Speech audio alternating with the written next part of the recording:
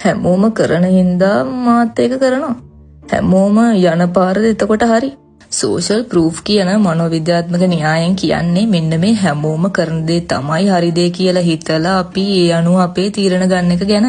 බලන්න කඩේක සෙනග වැඩි නම් අපි හිතනවා ඒ කඩේ තමයි හොඳ කියලා. මොකක් හරි ප්‍රොඩක්ට් එකකට රිවිව්ස් ගොඩක් තියෙනවා දැක්කහම අපි හිතනවා ඒකේ නම් හොඳ භාණ්ඩයක් වෙන්නේ නැති කියලා.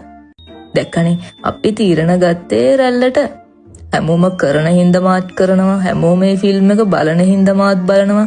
හැබැයි හැමෝම කරන පළියට ඒක හරිම දේ කියලා අපිට කියන්න බෑ.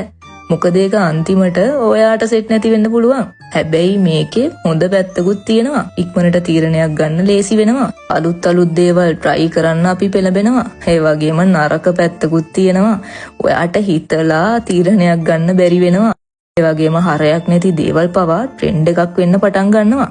ඉතින් ඔයා මොකද හිතන්නේ? හැමෝම යන පාරේ අපිත් යන්නම ඕනද? ඔයාගේ අදහසත් කමෙන්ට් එකක් දාන් යන්නකෝ.